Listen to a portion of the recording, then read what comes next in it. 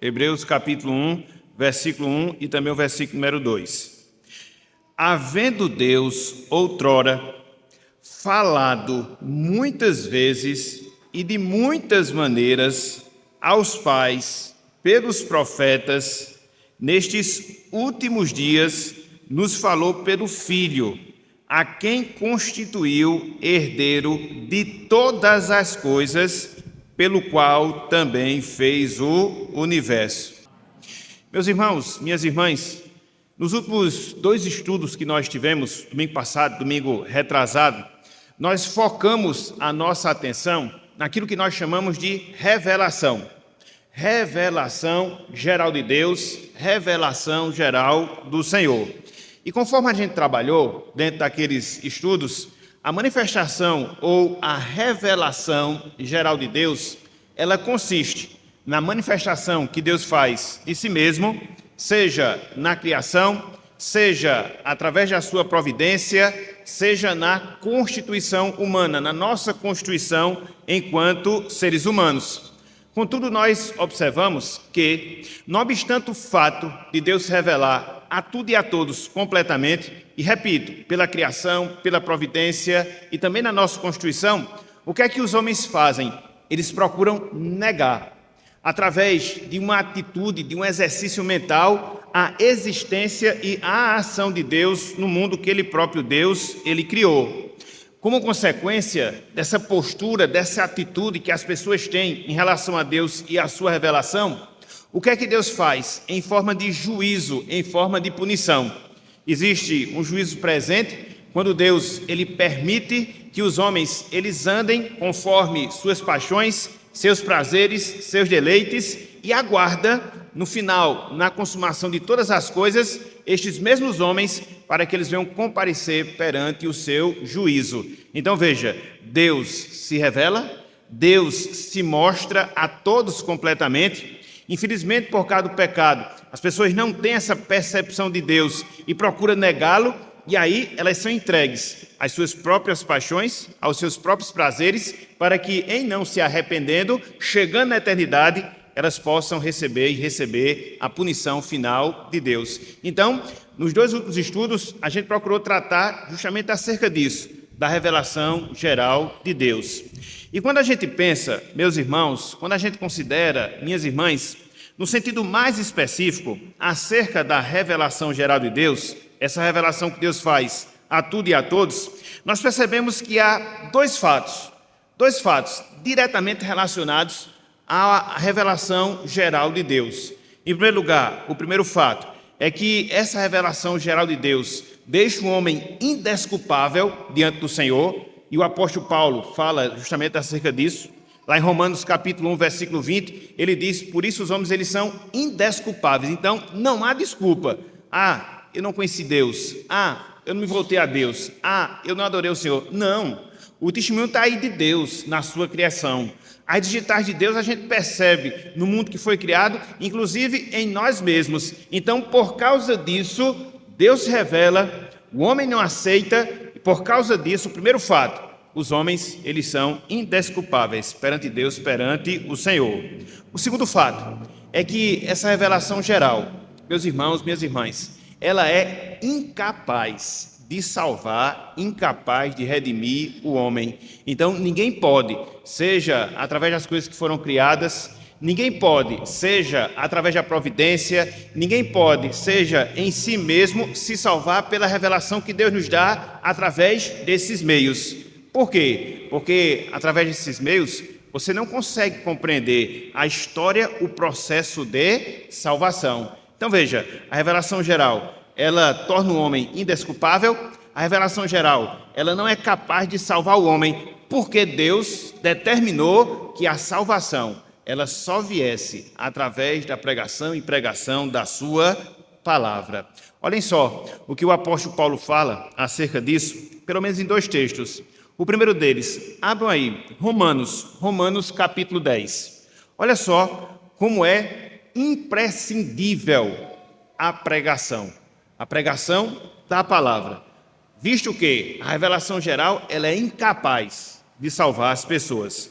Romanos capítulo 10, verso 13 e 14, e depois o versículo número 17.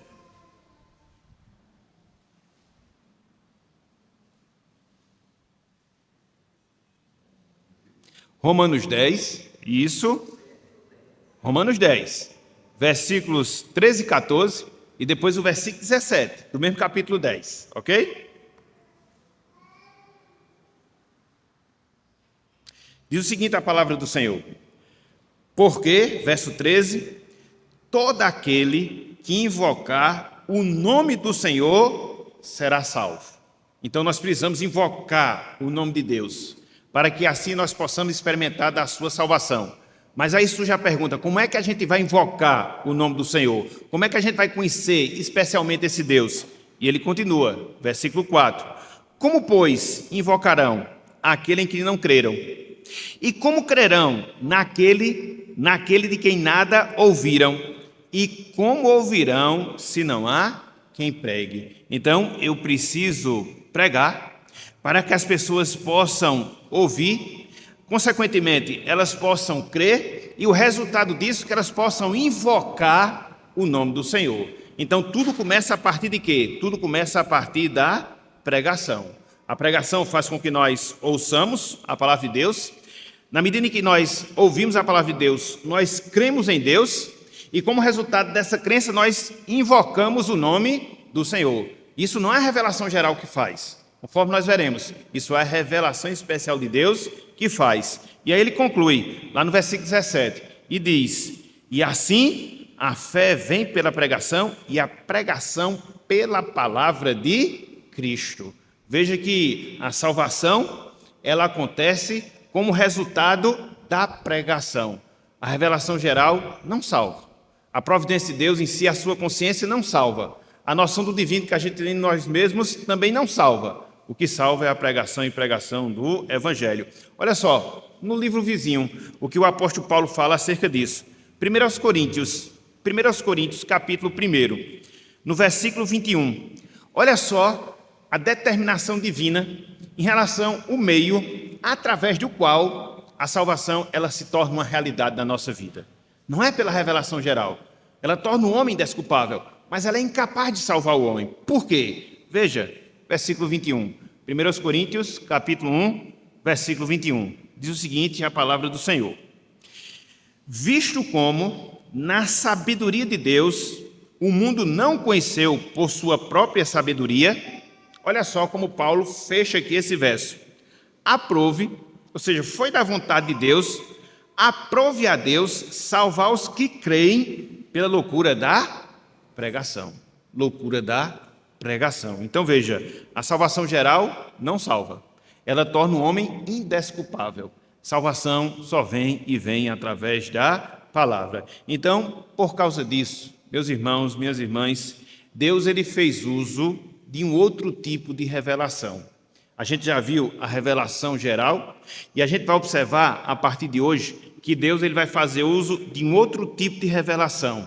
Essa não geral, mas aquilo que nós chamamos de revelação especial de Deus. E por que especial? Ao longo do estudo a gente vai ver esse cuidado meticuloso que Deus teve de se revelar a nós de forma sobrenatural, de forma especial, para que assim nós pudéssemos ter conhecimento perfeito em relação a Ele. Então, hoje, com a graça de Deus, a gente vai estudar um pouco acerca desse segundo tipo de revelação. Que revelação? A revelação especial de Deus. Existe a revelação geral, já vimos, e hoje nós vamos considerar a revelação especial de Deus, o modo através dos quais Deus se revela dessa forma mais específica, dessa forma mais peculiar, dessa forma mais especial. Mas aí você pode se perguntar, mas aí você pode se indagar, mas como é que a gente pode definir esse tipo de revelação, isso que nós chamamos de revelação especial? Revelação especial, meus irmãos, minhas irmãs, é o seguinte: é o ato sobrenatural, veja, é o ato sobrenatural pelo qual Deus ele se comunica aos homens, de forma oral ou de forma escrita, verdades que, de outro modo, isto é, pela natureza ou pela razão, não chegariam a saber.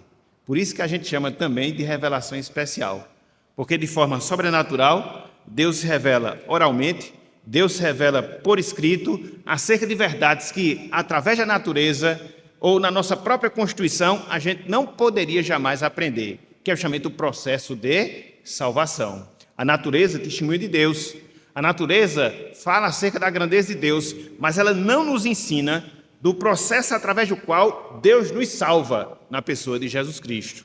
Nós, enquanto seres humanos, temos a semente religiosa, nós temos o senso divino, nós temos a nossa consciência que nos acusa, que nos defende, mas nós não temos em nós mesmos essa consciência acerca do processo de salvação.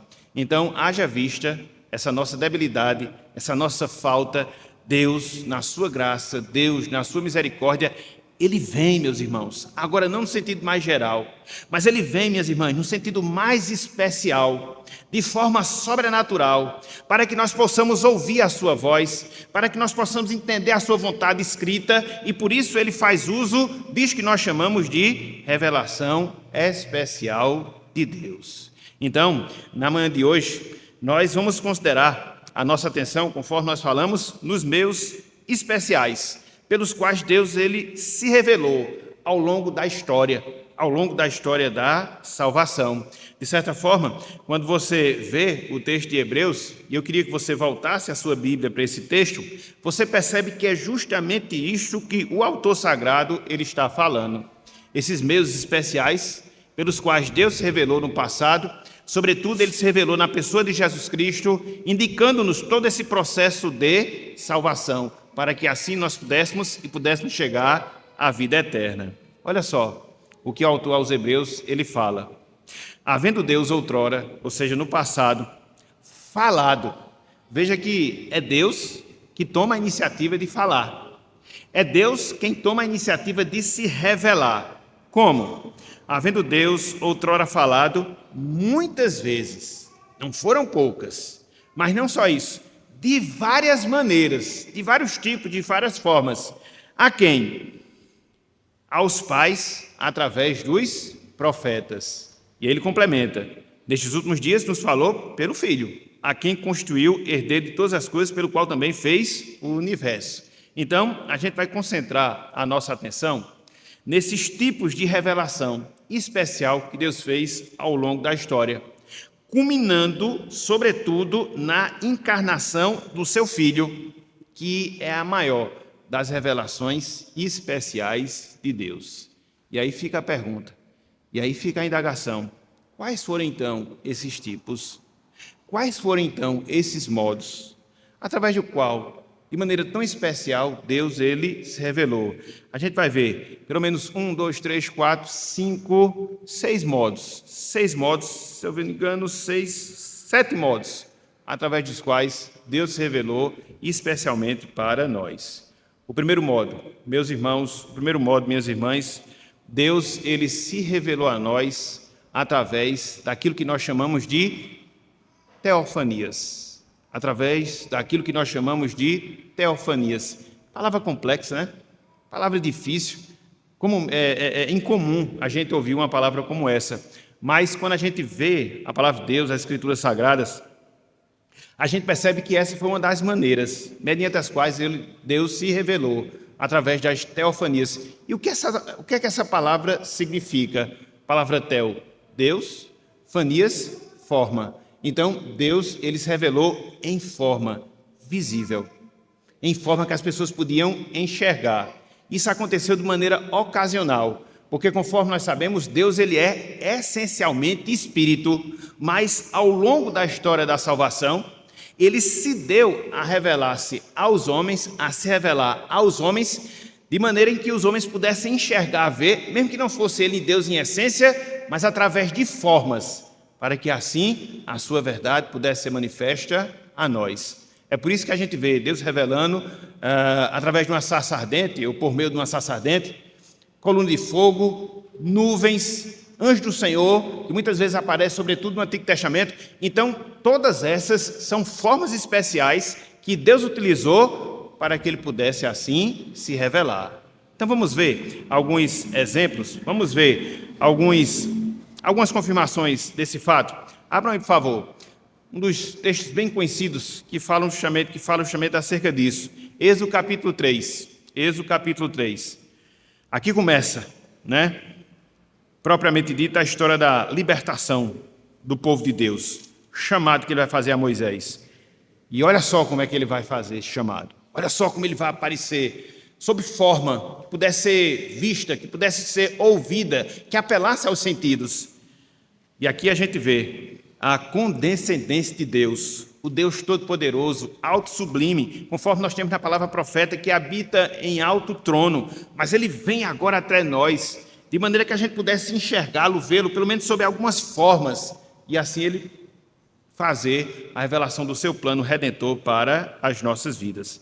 Olha só, Êxodo capítulo 3, capítulo 3, versículo 1 e 2.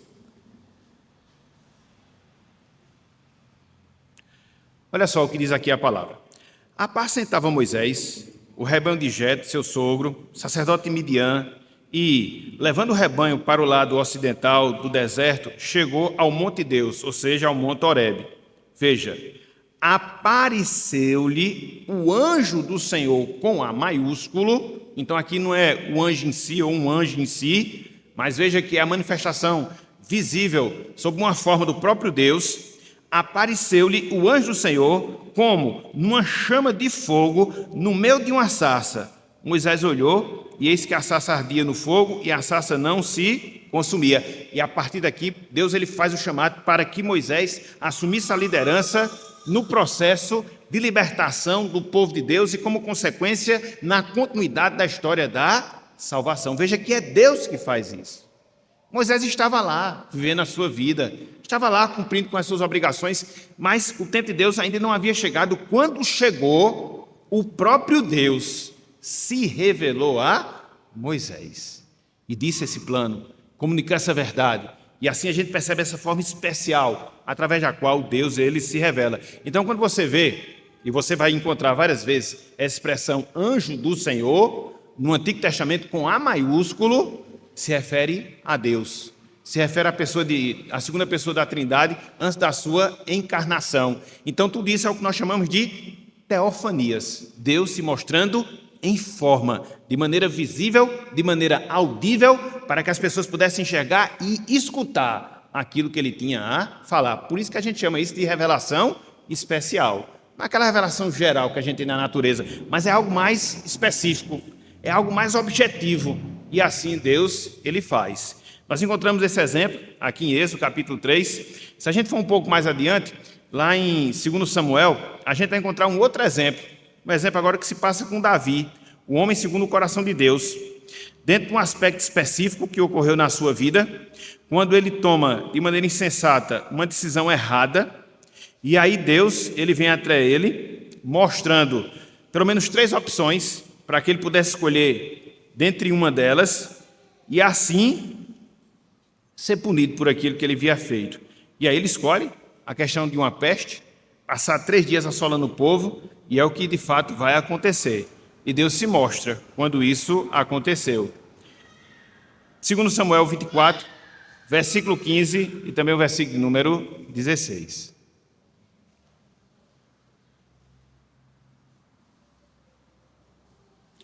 Foi dada a opção a Davi, fugir da presença de seus inimigos, 7 anos de fome ou 3 dias de uma peste que assolaria a nação. E ele escolheu a última. E quando foi na execução desse juízo, olha só o que a gente vê. Deus se revelando de maneira especial. Olha só, 2 Samuel 24, verso 15 e 16. Diz o seguinte: então enviou o Senhor a peste a Israel, desde a manhã até o tempo que determinou, e de Dan até Beersheba morreram 70.000 do povo. Estendendo, pois, o anjo do Senhor, veja, anjo com A maiúsculo, a mão sobre Jerusalém para destruir, arrependeu-se o Senhor do mal e disse ao anjo que fazia a destruição entre o povo: basta, retira a mão. o anjo estava junto à eira de Araúna, o Jebuseu. Então, você vê justamente isso, mais uma teofania. E são várias, que você vai encontrar por todo o Antigo Testamento. Anjo do Senhor, indicando, na maioria dos casos, a segunda pessoa da Trindade pré-encarnada, antes da sua vinda aqui, uma revelação especial de Deus. Mas não só isso. Deus ele se revelou através das teofanias, mas também, meus irmãos, minhas irmãs, Deus ele se revelou de maneira especial através dos sonhos. Deus ele se revelou de maneira especial através dos sonhos. O sonho, mesmo sendo uma experiência comum a todo e qualquer ser humano, muitas vezes, ao longo da história da salvação, foi usado por Deus para se comunicar aos homens, e isso acontece, sobretudo, no período do Antigo Testamento. Então, Deus ele fazia uso desse recurso, os sonhos, para que, através dos sonhos, ele pudesse revelar aos seus servos, aos seus homens, a sua vontade, sobretudo, a vontade relacionada ao plano de salvação. Por exemplo, a gente observa a vida de Jacó, dos patriarcas, e Deus revelando a ele, a Jacó, através de sonho. Abram, por favor, aí, livro de Gênesis, capítulo 28. Gênesis 28. Observem que essas revelações especiais de Deus, teofanias e agora os sonhos, eles não acontecem aleatoriamente. Eles têm um propósito. Qual é o propósito? Comunicar a história da salvação. Comunicar o processo através do qual Deus iria redimir um povo. Então, não é o sonho pelo sonho, é um sonho com um propósito, de mostrar todo o processo de salvação. Por isso que é a revelação especial.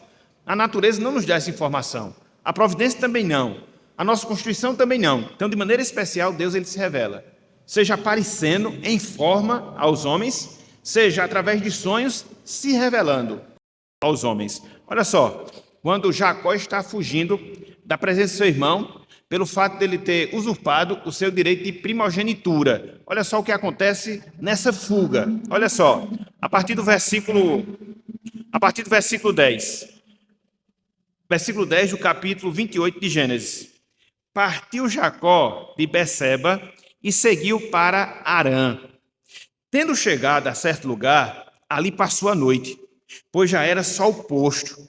Tomou uma das pedras do lugar, fê-la de seu travesseiro e se deitou ali mesmo para dormir. E olha só o que acontece. Versículo 12. E sonhou, eis posta na terra uma escada, cujo topo atingia o céu. E os anjos de Deus subiam e desciam por ela, por esta escada. Perto dele, ou seja, de Jacó, estava o Senhor e lhe disse: Eu sou o Senhor, Deus de Abraão teu pai, o Deus de Isaque. A terra em que agora estás deitado, eu te darei a ti e a tua descendência. Vê se não são informações diretamente relacionadas ao processo de salvação. Aqui é reiterada a promessa que Deus havia feito a Abraão, que Deus havia feito a Isaque, e que agora estava fazendo a Jacó a posse da terra prometida como povo de Deus lá no Antigo Testamento. Quando foi que Jacó tomou ciência disso? Estava fugindo do irmão, dormindo, em sonho, Deus apareceu a ele e lhe deu essa visão. E é interessante que essa escada que ele vê os anjos subindo e descendo, ela representa a pessoa de Jesus Cristo. Na verdade, ela é a confirmação de Jesus Cristo, porque lá em João, quando ele fala com Natanael, ele faz menção desse fato. Então, você observa que não é o sonho pelo sonho, mas é um sonho que traz informações acerca da forma através da qual um povo seria salvo. Israel, como consequência, a igreja, o povo da nova aliança. E aí você vai ver em vários exemplos, em vários textos.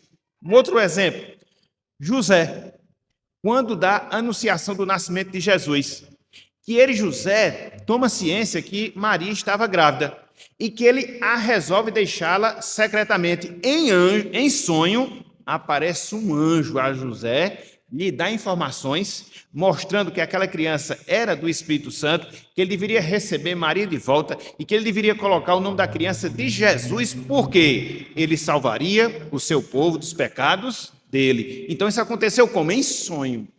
José dormiu e em sonho Deus revelou-se especialmente para ele. Então, você tem as teofanias, você tem os sonhos, você tem as visões.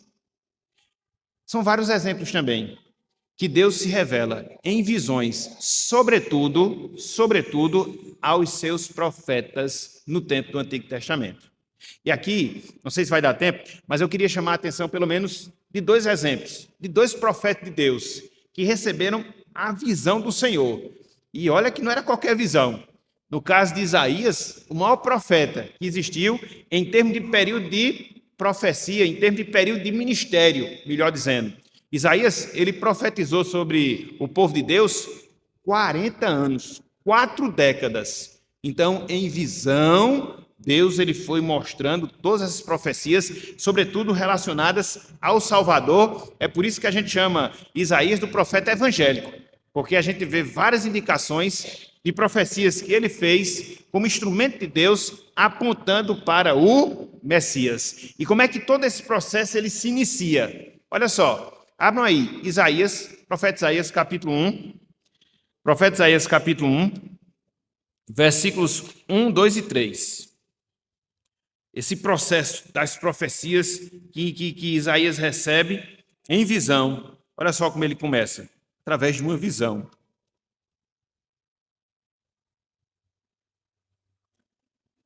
Aí você pode até perguntar, mas como era isso, essencialmente falando? Eu não posso explicar porque eu não estava lá. Mas o que eu vejo é que eles estavam em um determinado local, eles eram tomados de súbito e tinha essa visão. Era uma forma sobrenatural, meus irmãos. Uma forma sobrenatural. É por isso que a revelação, ela se reveste dessa peculiaridade. Não é algo tão comum, é algo extraordinário. Todos os tipos de revelação especial de Deus se revestem com essa característica. Ela tem esse tom especial, esse tom extraordinário. Seja a teofania, quando você tem a presença do próprio Deus ali diante de você, seja o sonho, quando Deus usa esse recurso, seja as visões. Então, a revelação especial, ela sempre se reveste dessa especialidade, dessa questão sobrenatural, melhor dizendo. Olha só, Isaías capítulo 1, versículos 1, 2 e 3. Diz o seguinte a palavra do Senhor. Visão de Isaías, filho de Amós, que ele teve a respeito de Judá e Jerusalém nos dias de Uzias, Jotão, Acais e Ezequias, reis de Judá. Ouvi, melhor dizendo, ouvi, ó céus, e dá ouvidos, ó terra, porque o Senhor é quem fala. Criei filhos e os engrandeci, mas eles estão revoltados contra mim. O boi conhece o seu possuidor, o jumento, o dono da sua manjedoura, mas Israel não tem conhecimento, o meu povo não entende. Então, a primeira profecia, a primeira visão de Isaías é dura. Depois vocês leiam o capítulo 1 de Isaías. Ele pega pesado, por causa do pecado do povo. Então, isso vem até Isaías através de quem? Através de uma visão. E é interessante, né? Porque se você fizer um pequeno exercício, né, de interpretação bíblica, quem veio para o curso ontem vai saber isso, você já vai ter aqui, né, quando foi que isso aconteceu. Qual foi o período de profecia de Isaías? Ele fala, ó, quando Uzias era rei, Jotão, Acais, Ezequias, quando ele passou por esses 4 reis, quando você soma tudo, 40 anos. Exercício básico, entendeu? Quem veio para o curso aprendeu essa técnicazinha para a gente poder ter essa peculiaridade da interpretação. Então, você vê aqui a visão como instrumento através do qual Deus se revelava lá no Antigo Testamento. Você vê com Isaías, você vê também com Ezequiel. Olha só, Ezequiel, também no capítulo 1. Olha só que coisa interessante. A gente observa aqui em relação a esse outro profeta, Ezequiel. Capítulo 1. Ezequiel, capítulo 1. Versículos 1, 2 e 3 também.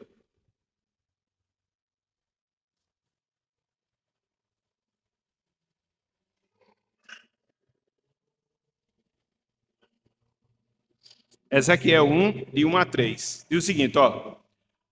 Aconteceu no 30º ano, no 5º dia do 4º mês, que, estando eu no meio dos exilados, aqui você já sabe o contexto histórico, né?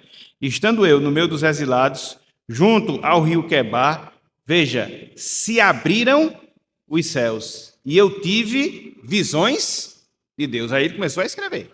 Pá. Então, Deus revelando através de visões. Estão vendo, meus irmãos? Essas várias formas, essas muitas maneiras que Deus falou aos pais pelos profetas, teofanias, depois vem para sonhos, depois vem para visões. Mas não só isso, como eu gosto de falar, Deus, ele se revelou de maneira especial através dos anjos, em quarto lugar, através dos anjos. A palavra anjo, literalmente falando, significa mensageiro.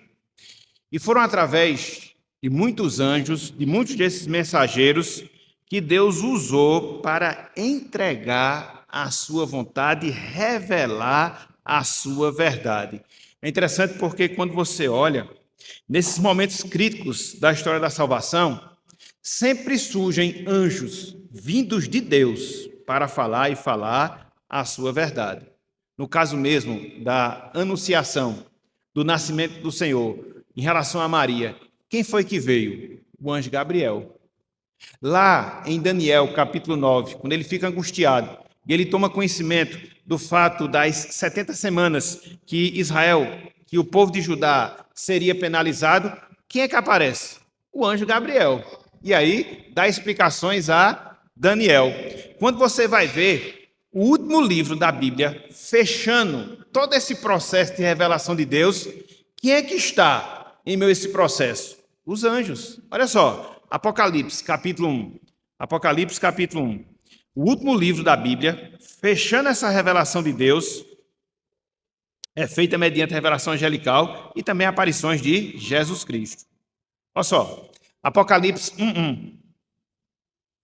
Apocalipse 1:1.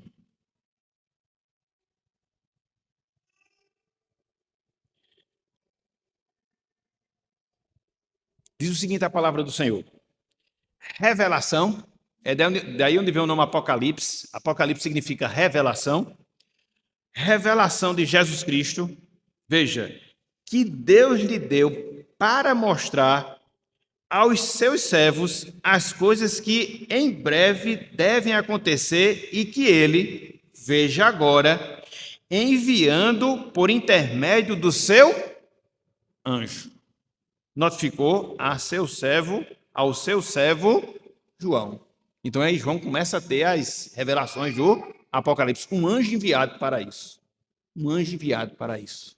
Então, você tem as teofanias, os sonhos, a visão, as visões, os sonhos. Deus revelou através dos seus profetas. Deus ele se revelou através dos seus profetas. Um profeta, irmãos e irmãs, nada mais é do que um porta-voz da verdade divina. É claro que dentro do Antigo Testamento se subdividia, né, essa questão profética, a natureza do ofício profético. Existia o vidente, que ele era tido como um profeta, quando Deus revelava determinadas coisas a ele. Existia o profeta, aquele que anunciava a palavra do Senhor. Mas seja de um lado, seja de outro, era revelação especial que Deus usava esses homens justamente com esse propósito. Foi assim que Deus ele tomou vários homens no Antigo, por não dizer no Novo Testamento, mas sobretudo no Antigo, para poder mostrar a sua verdade e constituir a esses homens especiais, através dos quais Deus ele falava ao povo. É nesse sentido que a gente percebe a diferenciação entre o ofício sacerdotal e o ofício profético. O sacerdote, ele levava os homens à presença de Deus. O profeta não. Ele trazia a palavra de Deus aos homens. Entendeu? Então Deus usava essas funções bem marcantes no Antigo Testamento para poder se relacionar com o povo, para poder falar da sua verdade ao povo e, no caso específico, usou esses profetas para que esses profetas pudessem exercer a função de porta-voz, falar a verdade de Deus, falar a verdade de Deus ao povo. Por exemplo, olha o caso de Jeremias. Abram, por favor, aí. Jeremias, capítulo 1. É interessante porque, no caso aqui de Jeremias, ele é chamado por Deus e ele começa a se justificar. Parece que é uma tendência humana, né? A gente sempre procura se justificar quando Deus nos chama para missões especiais. Eu não sei fazer, eu não tenho tempo, eu não tenho habilidade. Isso é antigo, meus irmãos. Os profetas eles fizeram muito disso, entendeu? E quando Jeremias usou esse artifício diante do Senhor, olha só a resposta que Deus deu a Jeremias. Deus chamou Jeremias disse: eu não passo de uma criança, não vou saber falar, não vou saber fazer. Aí Deus disse: olha só o que eu vou te dizer. Ó, versículo 7. Diz o seguinte, a palavra do Senhor. Jeremias 1:7. Diz o seguinte, ó. Mas o Senhor me disse, no caso disse a Jeremias, não digas, não passo de uma criança, porque a todos a quem eu te enviar irás, e tudo quanto eu te mandar falarás. Não temas diante deles, porque eu sou contigo para te livrar, diz o Senhor. Versículo 9. Depois estendeu o Senhor a mão, tocou-me na boca, e o Senhor me disse, Deus disse o quê? A Jeremias. Olha só, as palavras do Senhor. Eis que ponho na tua boca as minhas palavras. Rejeitar a palavra do profeta de Deus era a mesma coisa que rejeitar a Deus. Absorver a palavra do profeta de Deus era a mesma coisa que absorver a palavra do Senhor. Então, eles eram instrumentos especiais, eles falavam da parte de Deus. Deus se revelava para eles. A gente vê no caso de Isaías a questão das visões. Então, jamais aquela palavra que eles proferiam deveria ser tratada com indiferença, não. E o povo de Israel, o povo de Judá, eles pagaram um preço muito alto pelo fato de eles terem rejeitado a palavra dos profetas. Judá foi para o exílio, 70 anos no cativeiro, numa terra estranha. O rei do norte nem voltou mais. Então, eles falavam de fato com autoridade divina. Então, veja, teofanias, sonhos, visões, anjos, profetas, e em especial de todos os especiais. Deus, meus irmãos, minhas irmãs, ele se revelou através de Jesus Cristo. Ele se revelou através de Jesus Cristo. Nós podemos dizer, com toda certeza e com toda convicção, que a encarnação de Jesus, veja, a encarnação de Jesus foi a principal ou o principal dos meios da revelação especial de Deus. Nenhum suplanta, nenhum ultrapassa, nenhum é maior do que a encarnação de Jesus, porque ele revelou Deus em carne e osso, e sangue também, de maneira perfeita, de maneira clara, de forma cristalina, de forma que ver-se Jesus era ver o próprio Deus, ouvir Jesus era ouvir o próprio Deus, se relacionar com Jesus era se relacionar com o próprio Deus. Olha só o que João nos fala acerca disso. João Evangelho, capítulo 1, versículo 14. João Evangelho, capítulo 1, versículo 14. João 1, versículo 14. João 1, versículo 14.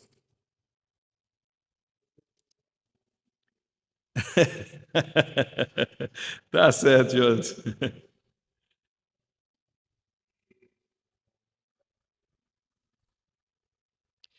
Olha só, meus irmãos, a gente sempre fala sobre isso, né? Sobretudo no período natalino. É por isso que essa questão do Natal, nascimento de Jesus, não deve ser algo, um assunto que deva ser considerado uma vez por ano. Não. A noção que a gente deve ter da encarnação do Salvador é algo que deve ocupar todos os nossos dias. Porque Cristo aqui entre nós foi a revelação das revelações especiais de Deus. aqui não era mais através de sonho, aqui não era mais através de visões, aqui não era mais através de profetas, aqui não era mais através de formas esporádicas. Não, Deus ele veio mesmo e aqui permaneceu 33 anos. Ele esteve de fato com os homens, falando, realizando sinais, convivendo com as pessoas, o próprio Deus encarnado. O próprio Deus encarnado. Então, aqui chegou o ápice da revelação de Deus, o ponto mais alto da revelação de Deus. É interessante porque também lá em João, né, quando Filipe ele pede que Jesus Cristo mostre o Pai, Cristo diz: Filipe, há tanto tempo que eu estou convosco, quem vê a mim vê o Pai. Como dizes tu, mostra-nos o Pai. Você não entendeu ainda? 3 anos conversando comigo, 3 anos convivendo comigo, eu e o Pai somos um.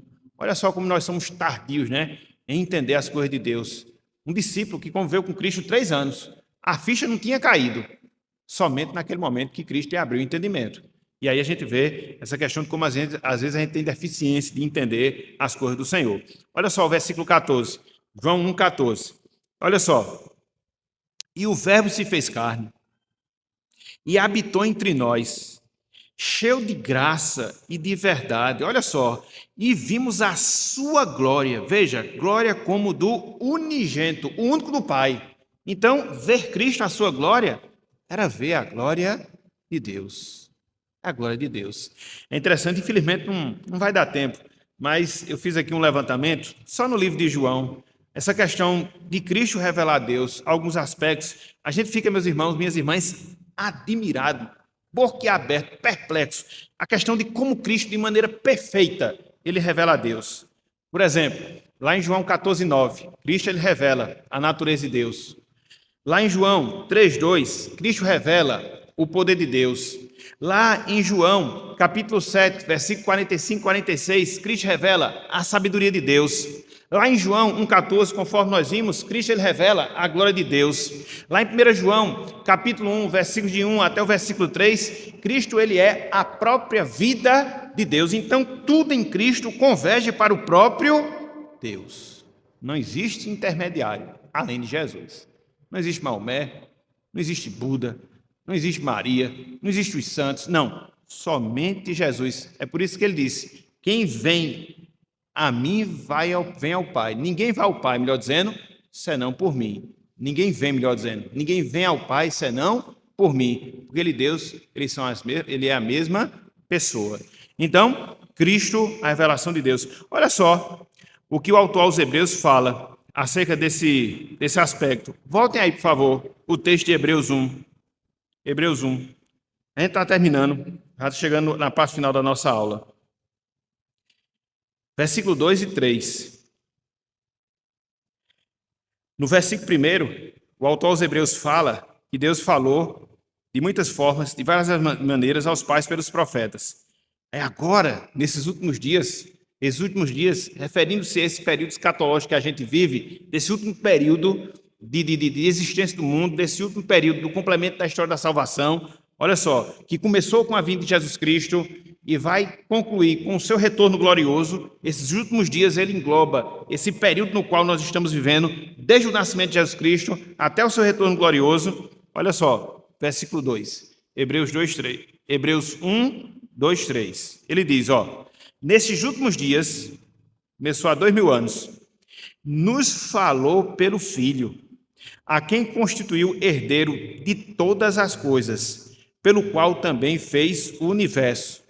E quem é esse Filho, pelo qual nesses últimos dias Deus está a nos falar? Ele fala aqui no versículo 3, ele, Cristo, que é o resplendor da glória, veja, e expressão exata do seu ser, no caso do ser de Deus, sustentando todas as coisas pela palavra do seu poder, depois de ter feito a purificação dos pecados, assentou-se à direita da majestade nas alturas. Então, Cristo é o resplendor da glória de Deus. Cristo, ele é a própria expressão, a expressão exata do ser de Deus. Então, Cristo, ele é a principal das revelações especiais de Deus.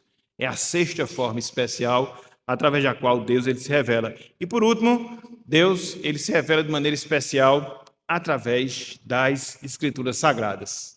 Meus irmãos, minhas irmãs, a Bíblia é o meio mais abrangente da revelação. Por quê? Porque a Bíblia, ela engloba o registro dos muitos aspectos dessa revelação. Então a gente vê, por exemplo, Deus revelando através de anjos. O último deles. O que é que a gente tem? O livro de Apocalipse. Você vê Deus revelando em visões a Isaías. O que é que você tem? O livro do profeta Isaías. Você tem as histórias das revelações teofânicas de Deus entre os patriarcas. Moisés registrou isso e nós temos nos 5 primeiros livros da Bíblia. Você tem a encarnação de Jesus, tudo aquilo que ele fez e realizou, também registrado nas Escrituras. Então, nas Escrituras, a gente vê a junção, a compilação de todas essas formas especiais através das quais Deus ele fez ao longo da história da salvação. É claro, precisamos fazer essa observação, que nem tudo, isso aqui é interessante você saber, nem tudo aquilo que Deus revelou aos homens, sobretudo em relação a Jesus Cristo, está registrado nas Escrituras. Houve muitas teofanias, sonhos, visões. Houve muitas coisas que Cristo fez e ensinou que não estão registradas nas Escrituras Sagradas.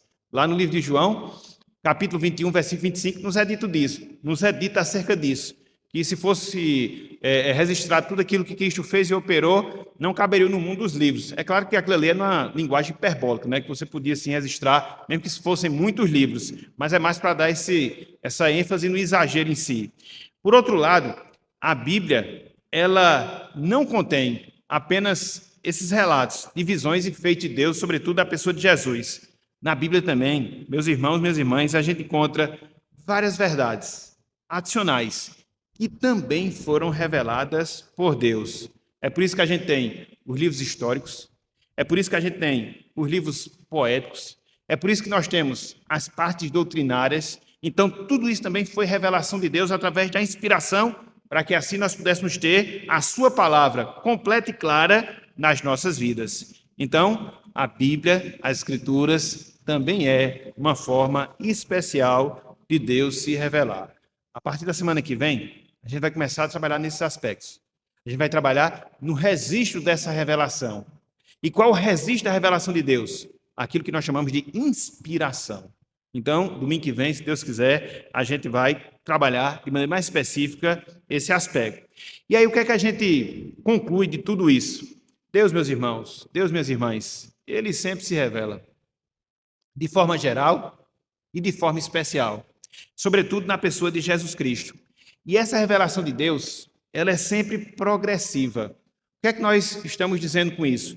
Que Deus ele vai se revelando parte a parte, até chegar à sua revelação completa, que no caso, as Escrituras, quando você tem um registro de tudo aquilo que ele quer nos mostrar.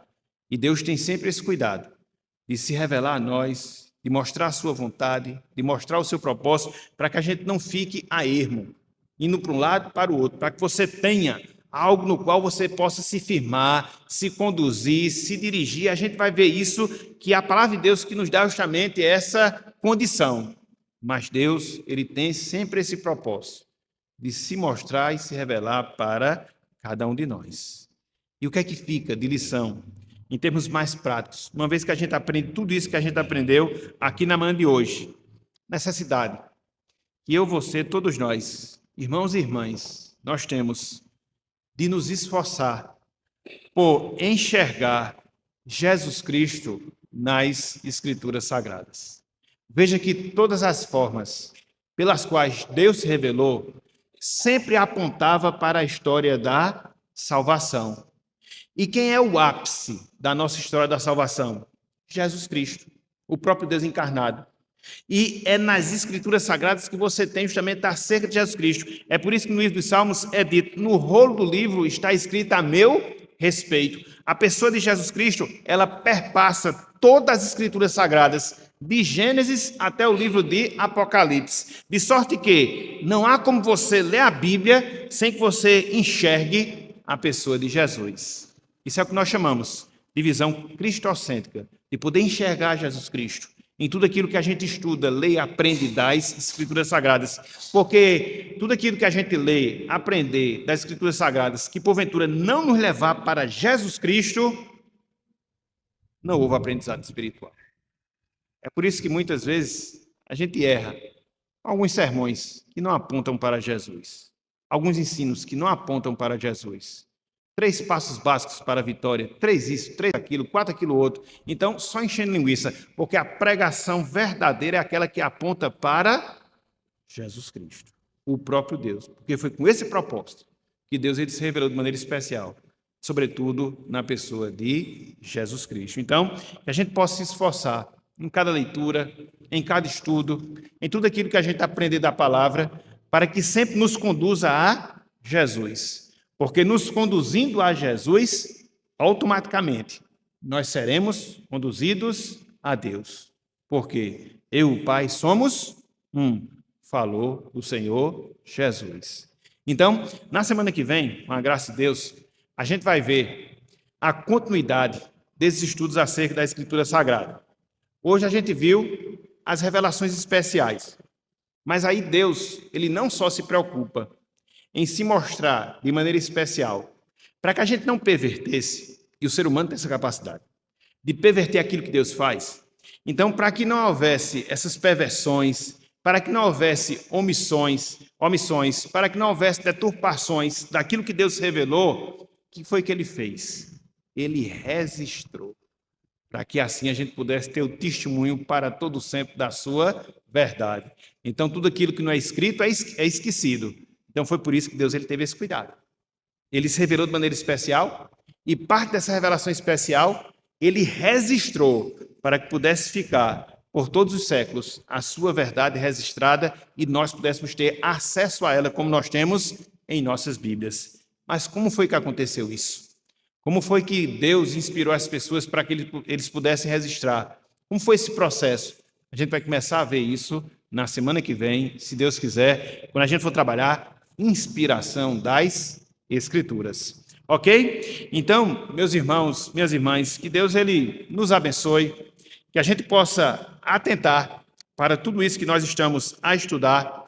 Conforme nós falamos, doutrina pura. Então, é necessário a gente poder ter esse aprofundamento doutrinário para que a gente possa se firmar cada vez mais na nossa fé. É um pouco mais exigente em relação daquilo que a gente deve aprender, mas é extremamente importante, é fundamental para o nosso crescimento espiritual. Então, que Deus ele nos abençoe, que Deus ele aplique a sua palavra em nossos corações e que nós atentemos cada vez mais para a sua revelação, sobretudo a revelação que nós temos da pessoa de Jesus Cristo. Que ele nos abençoe e que ele aplique a sua santa palavra em nossos corações. Amém.